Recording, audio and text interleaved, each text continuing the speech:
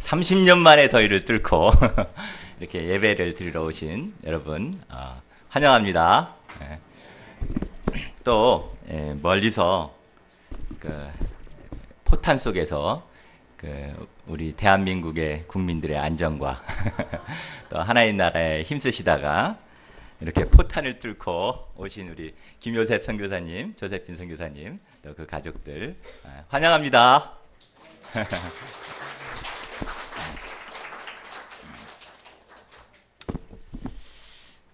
지금까지 우리는 주옥과 같은 상상수훈의 말씀들을 들었습니다. 복습해 볼까요? 역설의 진리, 팔복 말씀. 너희는 세상에 뭐죠? 잊어버리셨군요. 소금과 빛이라. 원수를 사랑하라. 오른손이 하는 것을 왼손이 모르게 하라. 먼저 그의 나라와 좋습니다. 내가 대접받고자 하는 대로 좋습니다. 정말 한 말씀 한 말씀이 보석 같습니다. 그런데 우리말에 구슬이 서말이라도 깨어야 보배라는 말이 있습니다. 우리가 들은 이 귀한 산상수훈의 말씀들을 어떻게 깨어야 보배가 될 수 있을까요? 오늘 말씀을 통해 저희가 들은 말씀의 구슬을 잘 깨어 천국 보배로 만드는 지혜로운 인생 살 수 있기를 기도합니다. 제가 잠시 기도하고 시작하겠습니다. 사랑과 은혜가 충만하신 하나님 아버지, 저희에게 그동안 산상수훈의 놀라운 말씀들을 주셔서 감사합니다. 이 말씀 한마디 한마디 생각할 때마다 저희가 얼마나 큰 감동과 은혜를 받습니까? 오늘은 이 산상수훈의 마지막 말씀을 또 나누는, 또 주님의 당부를 듣는 귀한 시간입니다. 귀한 말씀 통해서 저희가 이 보배와 같은 말씀들을 정말 잘 깨어서 우리 인생에 좋은 기초를 놓는, 또 지혜로운 삶을 사는 그런 인생 살 수 있도록 도와주십시오. 부족한 자 세우셨으니 성령께서 이 말씀을 대언하여 주시기를 간절히 기도합니다. 감사하고 예수님 이름으로 기도합니다. 아멘. 천국에 가면 두 가지 사실에 놀란다고 합니다. 하나는 천국에 꼭 왔을 것만 같은 사람이 안 왔기 때문에 놀란다고 합니다.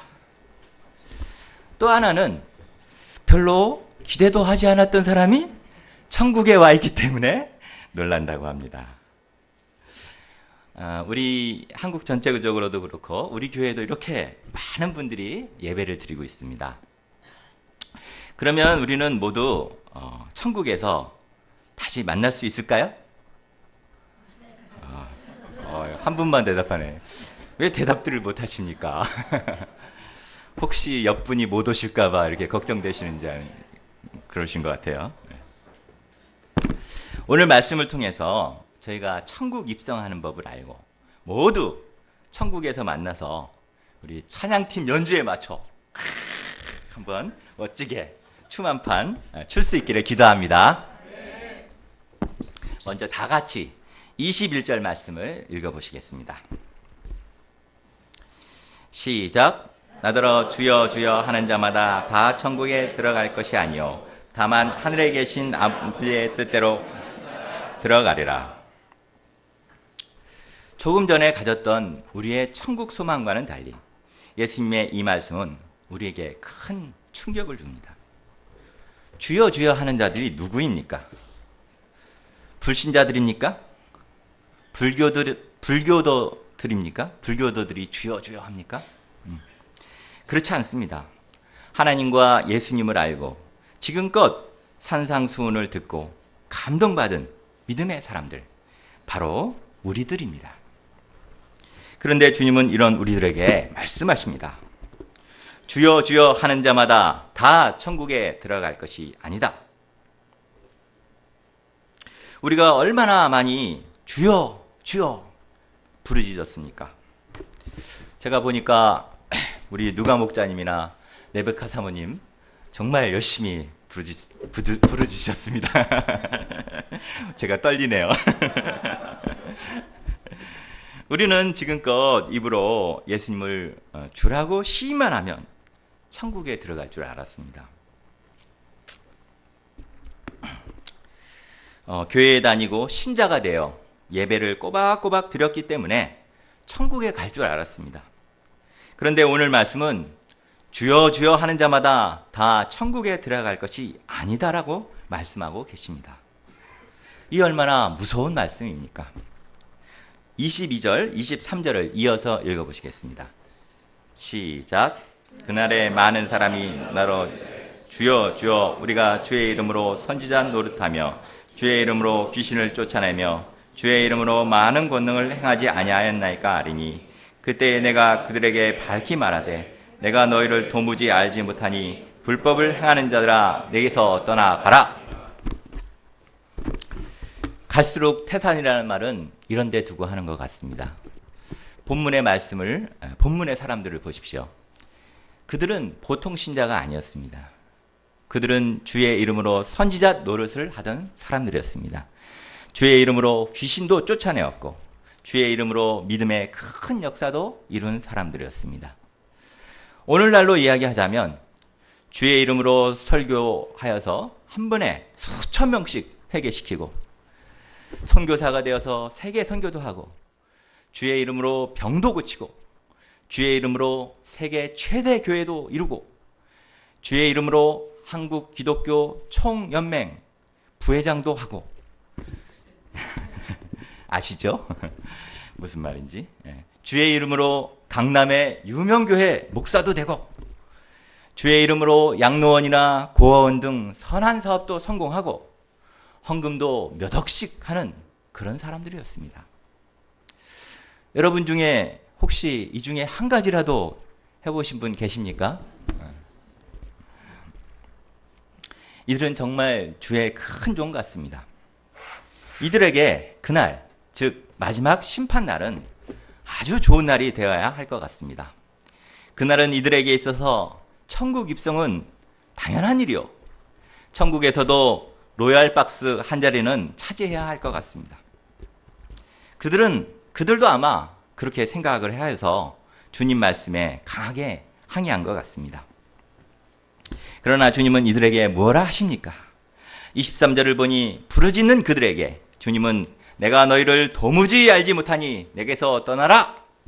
고 매몰차게 말씀하십니다.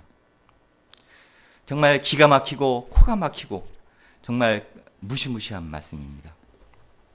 이런 분들이 내침을 받는다면 도대체 이들에 비해서 한것없는 어떻게 보면 무수리 같은 우리들은 이 천국을 바라보려고 해도 볼 수 없을 그럴 것 같습니다. 이들이 왜 이렇게 내침을 당한 것입니까? 주님은 내치실 때 불법을 행하는 자들아 내게서 떠나가라 고 말씀하셨습니다. 무엇이 불법입니까? 하나님의 법에 복종하지 않는 것, 하나님의 뜻에 맞지 않게 사는 것이 바로 불법입니다. 죄는 하나님의 법이나 뜻을 거부하고 그 자리에 다른 것을 갖다 두는 것입니다. 즉 주의 이름으로 선지자 노릇해도 아버지의 뜻대로 행하지 않으면 결코 천국에 갈 수 없습니다. 주의 이름으로 큰 능력을 행했기 때문에 천국에 못 들어가는 것이 아닙니다. 아버지의 뜻대로 행하지 않았기 때문에 그 큰 능력을 행한 것이 아무짝에도 쓸모없게 되었다는 것입니다. 이들은 겉으로는 대단한 업적을 이루어냈지만 내적으로는 하나님의 뜻대로 살지 않았기 때문에 불법을 저지른 자들이었습니다. 예수님을 쫓고 드러낸 것 같지만 사실은 자기를 드러내었고 자기 명예를 높였고 자기 이익을 추구하며 살았습니다. 주여 주여 하며 귀신을 쫓아내는 능력은 있었지만 예수님 대신 자기가 왕이 되고 예수님 대신 자기가 영광을 가로챘습니다. 이들이 왜 이렇게 큰 일을 하고도 이런 잘못된 삶을 산 것입니까?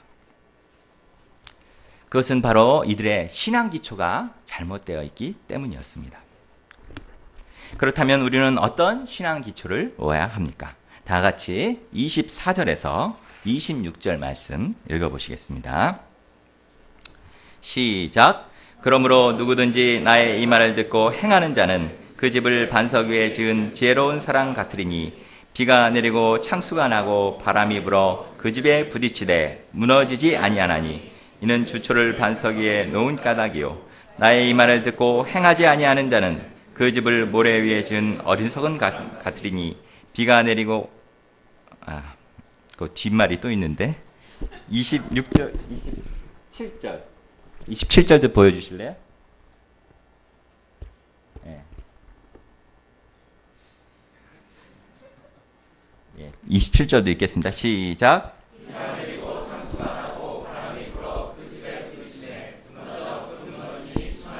예, 감사합니다.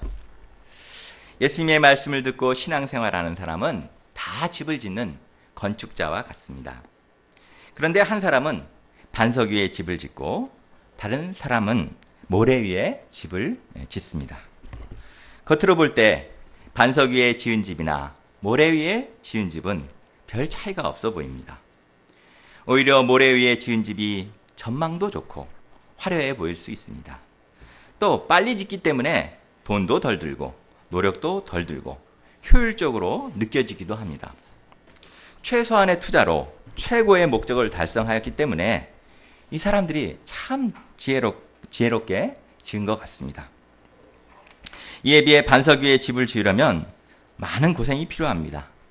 반석이 나올 때까지 땅을 파서 기초를 다져야 합니다.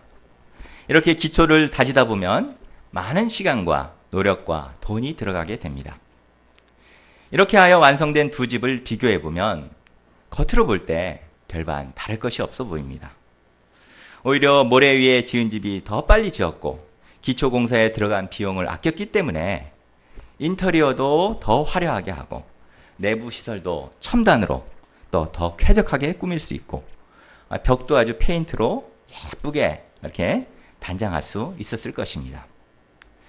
그렇게 겉모습만 비교해 본다면 기초를 열심히 다진 사람은 괜한 뻘짓을 한 어리석은 사람이요 모래 위에 지은 사람은 지혜로운 사람 같습니다. 그러나 정말 그렇습니까? 아닙니다. 비가 오고 창수가 나고 바람이 불어보십시오. 반석 위에 지은 집은 끄떡도 하지 않습니다. 흔들리지 않습니다. 그러나 모래 위에 지은 집은 바람이 조금만 불어도 이리 흔들 저리 흔들 흔들립니다. 그러다가 창수가 한번 들이치면 흔적도 없이 싹 쓸려 내려갑니다. 무엇이 문제입니까? 비, 바람, 창수가 문제입니까? 아닙니다. 기초가 문제입니다. 실제로 이런 일을 우리는 주위에서 쉽게 찾아볼 수 있습니다. 우리나라의 유명한 와우 아파트, 삼풍백화점 붕괴 사고는 이렇게 기초가 약해서 넘어졌습니다. 또 아시죠? 얼마 전에 있었던 그 충남 아산에서 완공을 며칠 앞두고 있던 오피스텔이 갑자기 이렇게 서 있다가 고개를 피사의 사탑이 됐습니다. 예. 그러다가 저렇게 부질없이 넘어져 버렸습니다. 왜 그랬어요? 예, 맞습니다. 공사비를 줄이려고 기초 공사를 부실하게 했기 때문에 아주 왕창 망하게 되었습니다. 이에 반해서 세계에서 가장 높은 건물 뭘까요? 아랍에미레이트에 있는 그 두바이의 부르즈 칼리프라는 이 건물입니다. 이 건물은요 160층에 828m로서 자중이 50만 톤이 넘고 강도 6.0의 지진에도 끄떡 않고 600m 상공에서도 초속 그 55m의 강풍이 있답니다. 근데 거기에 있는 사람은 아무것도 못 느낀대요. 대단한 거죠. 이 건물이 구조적으로 안정을 유지할 수 있는 것은 직경이 1.5m, 길이가 무려 50m. 한번 상상해 보세요. 50m입니다. 예, 달하는 그 콘크리트 말뚝을 192개나 박아서 완성한 아주 든든한 기초 위에 건축되었기 때문입니다. 이처럼 우리의 신앙도 기초가 튼튼해야 흔들림이 없습니다. 그러면 우리가 어떻게 해야 신앙의 기초를 튼튼히 할 수 있는 것입니까? 다시 한번 24절 말씀을 읽어보시겠습니다. 시작. 그러므로 누구든지 나의 이 말을 듣고 행하는 자는 그 집을 반석 위에 지은 지혜로운 사람 같으리니. 첫째, 우리는 먼저 예수님의 말씀을 잘 듣고 반석 삼아야 합니다. 세상 사람들은 전혀 예수님 말씀을 반석으로 삼지 않습니다. 그들이 반석으로 삼는 것은 돈이나 권력이나 건강이나 또는 인간관계 또는 잘 먹고 잘 입고 잘 즐기는 그런 일에 이렇게 투자를 하고 그를 기초 삼고 있습니다. 그런데 교회를 다녀도 말씀을 반석 삼기는커녕 자기 감정이나 자기 생각, 자기의 개똥 철학에 기초한 삶을 사는 사람들이 있습니다. 이런 사람들은 기분 좋을 때는 잘 믿다가 기분이 상하면 믿음이 순식간에 무너져 버립니다. 소위 내가복음 신자라고 합니다. 내가복음이라는 거죠. 또 말씀보다는 친구의 말, 아내의 말, 남편의 말, 부모님의 말에 귀를 기울이고 자기 경험에 기초를 두고 이렇게 행동하는 신자들이 있습니다. 또한 당시의 바리새인들처럼 율법적인 생활이나 고행, 도덕적인 생활을 신앙의 반석 삼기도 합니다. 이런 것들은 겉으로 보기에 멋있어 보이기도 하고 튼튼해 보이기도 할지라도 모두 모래와 같은 기초들입니다. 예수님의 심판의 말씀 앞에 한순간에 다 무너져 버립니다. 우리의 신앙의 기초는 오로지 예수님의 말씀이 되어야 합니다. 예수님의 말씀은 영원히 변치 않는 반석이 되십니다. 둘째, 예수님의 말씀대로 행해야 합니다. 오늘날 우리는 듣기는 많이 듣는 것 같습니다. 우리 모임도 매주 1대1 말씀, 소감 말씀, 금요 모임 말씀, 새벽 기도 말씀, 주일 예배 말씀, 등등등등. 그냥 수양회 가면 수양회 말씀, 또 바이블 카페 말씀 많이 듣죠. 그러나 그냥 말씀을 듣는 것만으로 저절로 반석이 놓입니까? 오늘날 많은 신자들이 예수님 말씀 듣고 믿기만 하면 끝! 이렇게 이런 생각을 가지고 있습니다. 그러나 믿음은 반드시 행동을 수반합니다. 듣고 행하는 것이 바로 믿음입니다. 우리는 행위로 구원받는 것은 아닙니다. 그러나 믿음은 반드시 행위로 나타나게 됩니다. 예를 들어서 저와 아내가 물에 빠졌습니다. 제가 너무 수영을 잘해서 그렇지만 이제 위험해서 제 아내에게 말했습니다. 자, 이 끈을 잡어. 그럼 살 수 있어. 내 말 믿지? 라고 했습니다. 아내가 아멘. 아멘이 아니죠. 네. 이렇게 대답을 했는데 가만히 생각해 보니까 저 사람이 자기 혼자 살라고 이 끈을 떼놓고 도망가면 어쩌지? 이런 생각이 들어가지고 저의 다리를 꽉 붙잡았습니다. 그럼 어떻게 되겠습니까? 둘 다 아마 꼬르르 빠지겠죠? 아내가 제 말을 믿은 것입니까? 믿었다면 제 말대로 해야겠죠. 이처럼 믿음에는 반드시 순종의 행함이 동반되어야 하는 것입니다. 그러나 안타깝게도 오늘날 많은 신자가 듣기만 하고 신앙 고백만 하면 구원받을 수 있다는 생각을 합니다. 예수님 말씀대로 살지는 않아도 나는 믿는다 이렇게 주장합니다. 산상수훈 말씀을 들을 때는 와, 역시 예수님 말씀은 달라. 아멘, 아멘 이렇게 하지만 교회 문 밖을 나가는 순간 싹 다 잊어버리고 말씀과 아무 상관없이 살아갑니다. 그러면서 나는 그냥 예수님의 은혜로 살아. 예수님의 은혜로 산다고 이렇게 주장을 합니다. 그러나 주님이 산상수훈의 말씀을 주신 것은 듣고 감탄하라고 주신 것이 아닙니다. 듣고 행하라고 주신 것입니다. 오늘 주님은 이런 자들에게 뭐라고 하십니다. 내가 도무지 너희를 알지 못하니 내게서 떠나가라 하십니다. 천국의 어느 방에 가면 귀만 이렇게 모아놓은 방이 있다고 합니다. 이런 자들은 귀만 신앙생활을 한 자들입니다. 천국에 갈 때도 귀만 이렇게 따로 천국에 가게 될 것입니다. 야고보서 2장 14절은 말합니다. 내 형제들아 만일 사람이 믿음이 있노라 하고 행함이 없으면 무슨 이익이 있으리요. 그 믿음이 능히 자기를 구원하겠느냐? 또 야고보서 2장 17절은 말합니다. 이와 같이 행함이 없는 믿음은 그 자체가 죽은 것이니라. 이와 같이 예수님의 말씀대로 순종하여 행하여야 할 때만 우리는 비로소 반석되신 예수님께 내 신앙의 기초를 놓을 수 있습니다. 그런데 이것은 어찌 보면 당연한 일입니다. 자전거 타는 법을 한번 생각해 보십시오. 1년 365일 그 자전거 타는 법 설명을 듣기만 했습니다. 한 번도 타본 적은 없습니다. 이 사람 자전거 잘 탈 수 있습니까? 테니스 치는 법을 100시간 비디오 강의 뚫어지게 봤습니다. 그리고 또 반복해서 복습도 했습니다. 이 사람 테니스 잘 칠 수 있습니까? 치면 아마 저 하늘로 내려가든지 아니면 땅으로 꽂히든지 할 것입니다. 그죠? 수학 공부 해보신 분들 수학 강의 열심히 들었습니다.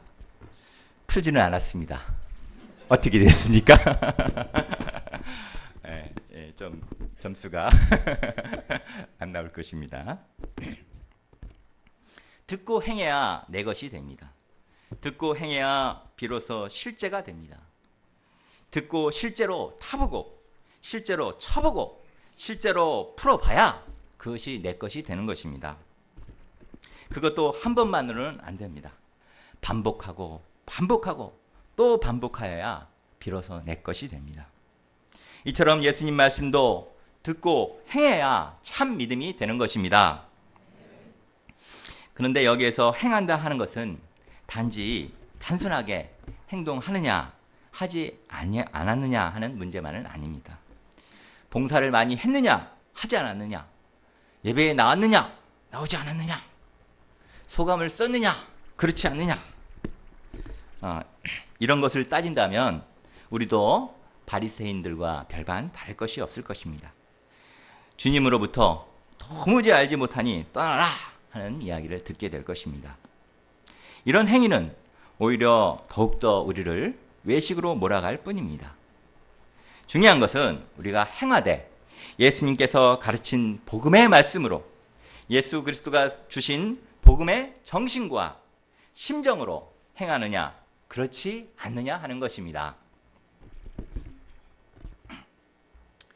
그런데 이렇게 들은 말씀을 행하는 삶이 결코 쉬운 일은 아닙니다. 오른뺨을 친자에게 왼뺨을 돌려대라 이렇게 하는데 돌려댈 수 있습니까? 왼뺨까지 딱 쳐요. 참을 수 있어요? 내 원수를 사랑하라 했는데 말이 쉽지 원수를 생각만 해도 그냥 우라통이 막 치받쳐 올리잖아요. 세월호 선장만 생각해도 막 화가 나는데 사랑까지 할 수 있습니까? 그래서 많은 사람들이 그건 나하고는 좀 상관이 없는 얘기야 이렇게 생각하고 포기하기 쉽습니다. 그냥 듣는 것으로 만족하고 그냥 아멘하고 그냥 주여 주여 하며 잊고 살아가고 싶어 합니다. 그러나 이런 우리에게 주님은 무엇라고 말씀하고 계십니까? 13절 14절 말씀을 같이 읽어보시겠습니다. 시작. 좁은 문으로 들어가라. 멸망으로 인도하는 문은 크고 그 길이 넓어 그리로 들어가는 자가 많고 생명으로 인도하는 문은 좁고 길이 협착하여 찾는 자가 적음이니라. 주님은 우리가 가고자 하는 이 길이 좁은 문인 것을 아셨습니다. 그런데도 좁은 문으로 들어가라고 하십니다. 좁은 문은 어떻습니까? 가기 쉽습니까? 예, 어렵습니다. 많은 사람이 찾습니까? 아니요. 예, 아주 적은 사람들이 찾습니다. 많은 사람들은 그래서 넓은 길로 갑니다. 그 길은 넓기에 쉽고 편안합니다. 여럿이 가니 외롭지도 않고 안심이 됩니다. 거기에는 쾌락이 있고 즐거움이 있습니다. 그럼 우리도 넓은 길로 가야 할까요? 예, 가실 분들은 가시기 바랍니다. 그러나 그 결국이 멸망이라는 것을 잊지 마시기 바랍니다. 좁은 길은 비록 힘들고 어렵지만 그 결국이 생명이기에 우리는 그 길을 걸어갑니다. 로버트 프로스트는 가지 않은 길이라는 시의 말미에서 이렇게 썼습니다. 먼 훗날 어디에선가 나는 한숨 쉬며 이야기를 할 것입니다. 숲속에 두 갈래 길이 있어 나는 사람이 덜 다닌 길을 택했습니다. 그리고 그것이 내 인생을 이처럼 바꾸어 놓았습니다. 이처럼 우리의 선택에 따라 우리의 인생도 달라지는 것입니다. 그런데 우리가 이렇게 좁은 길을 선택하여 가려고 할 때 우리를 가만두지 않는 자들이 있습니다. 그들은 우리를 유혹합니다. 그들은 누구일까요? 15절을 보십시오. 15절도 같이 한번 읽어보시겠습니다. 시작.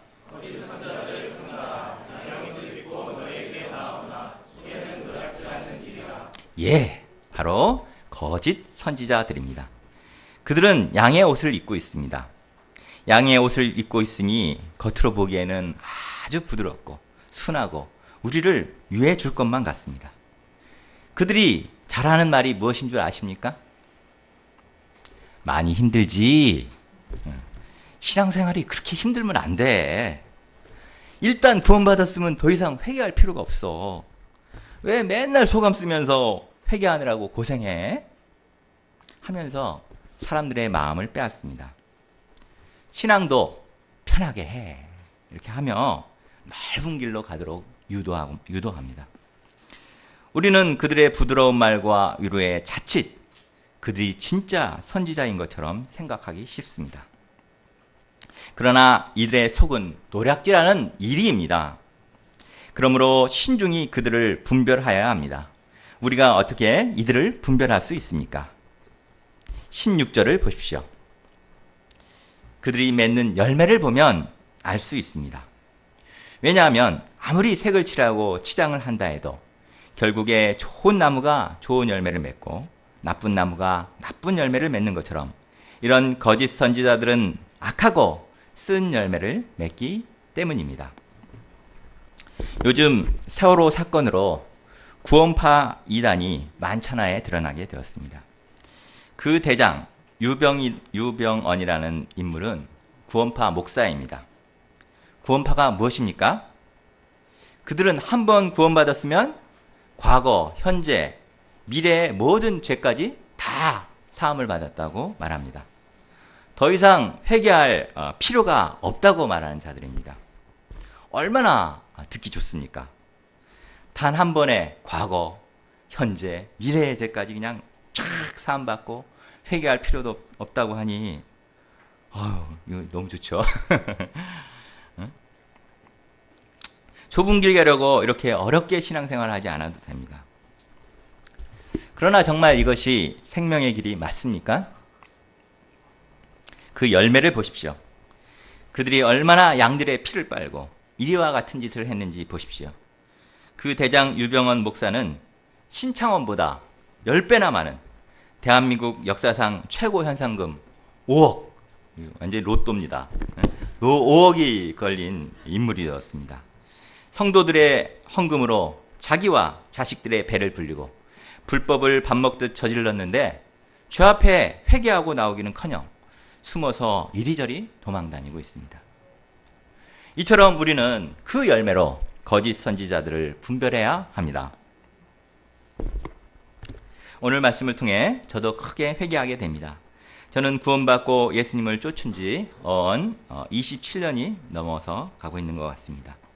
그동안 저는 목자 생활을 꾸준히 했고 믿음의 결혼도 했고 양도 쳤고 중국으로 8년 6개월 동안 선교사 생활도 했고 이제는 2부의 시니어 목자요, 찬양팀 리더요, 이렇게 주일 말씀도 가끔 전하는 자가 되었습니다. 이 정도 내공이면 저는 천국에 들어가는 것이 당연할 것 같지 않습니까? 저도 그렇게 생각했거든요. 그러나 오늘 말씀 앞에 서보니 주님이 저를 보시고 내가 너를 도무지 알지 못한다고 하셔도 아무 할 말이 없는 자임을 고백하지 않을 수 없습니다. 교회 생활 잘하고 말씀 공부 안 빼먹고 양도 치고 소감도 썼으나 저는 주시는 말씀을 귀로 즐기기만 했지 말씀을 마음에 새기며 행하고자 노력조차 하고 있지 않는 자신을 봅니다. 그저 부족한 자신을 보고 주여 주여 하며 하나님께 긍휼과 은혜만을 구하였습니다. 저는 그래도 되는 줄 알았습니다. 그래도 구원받고 천국 가서 잘 살 줄 알았습니다. 목자 생활을 오래 하다 보니 꾀도 생기고 뭐 이렇게 힘들게 목자의 삶을 빡세게 살아야 하는가 하는 생각도 들었습니다. 교회 생활은 기본만 하고 나쁜 짓 안 하며 그냥 평안히 넓은 길 갈 생각만을 하였습니다. 돌아볼 때 저는 말씀을 듣기는 하나 주님이 원하시는 삶을 버린 말씀 따로 삶 따로의 따로 국밥 신앙생활을 했음을 알게 되었습니다. 제가 귀만 발달하였지 예수님의 말씀을 쫓는 행함이 없으므로 죽은 믿음을 가지고 살아왔습니다. 주님 이런 저를 용서하여 주시고 제가 이제라도 겸손히 한 말씀을 붙들고 행하는 산 믿음을 배워 좁은 길을 걸으며 천국을 얻는 삶을 살 수 있기를 기도합니다. 결론을 맺고자 합니다. D.L. 무디의 제자들이 어느 날 무디의 집을 방문하게 되었습니다. 거기서 그들은 무디의 성경을 보게 되었습니다. 이렇게 탁 성경을 보니까 색연필로 이렇게 밑줄도 그어놓고 거기에 이렇게 주석도 써놓았더랍니다. 그런데 이렇게 보는데 성경 여기저기에 T, P 이렇게 써 있는 걸 봤습니다. 그래서 이게 너무 궁금해가지고 제자들이 이제 물어봤어요. 이게 뭐냐고. 무엇이었을까요? 아니, 답이 나오면 안 되는데. 답이 나오면 안 되는데. 아니, 답이 나와서 할 수 없네요. 참 맞추는 분에게 상품이 준비되어 있었는데 안타깝습니다. 예. T는 뭐죠? 트라이트. 말씀대로 해봤다 이겁니다. 그렇게 살아봤다. 그럼 P는 뭐라고요? proved. 그랬더니 그 말씀이 증명되었다 는 것입니다. 즉 무디는 예수님의 말씀을 들었을 때 즉시 그 말씀대로 살고자 했고 그 말씀이 사실이라는 것을 체험하는 신앙생활을 한 것입니다. 그는 정말 말씀을 듣고 행함으로 신앙의 기초를 반석 위에 둔 위대한 하나님의 종이 될 수 있었습니다. 우리 모임은 대학생 성경 읽기 선교회입니다. 정말 제가 이렇게 선교 생활도 해보니까 우리 모임처럼 말씀 공부 열심히 하고 소감 잘 쓰는 모임이 별로 없습니다. 그런데 말씀 공부를 많이 하고 많이 듣다 보니 자칫 우리는 귀만 발달하여 실제 생활과 어려움 앞에서는 당황하지 않고 외면하면서 성경을 읽기만 빡! 끝! 이렇게 하는 선교회. 또 듣고 배운 것을 행하는 이렇게 선교회가 되지 않을까 이렇게 걱정이 됩니다. 우리가 말씀을 읽고 배우기만 하지 아니하고 읽고 행하며 빡! 끝! 하는 이런 선교회가 될 수 있기를 기도합니다. 그리하여 반석 되신 예수님께 신앙의 기초, 인생의 기초를 두는 지혜로운 삶, 좋은 열매를 맺는 삶, 천국 들어가는 삶 다 사실 수 있기를 예수 그리스도의 이름으로 축원합니다. 기도하고 마치겠습니다.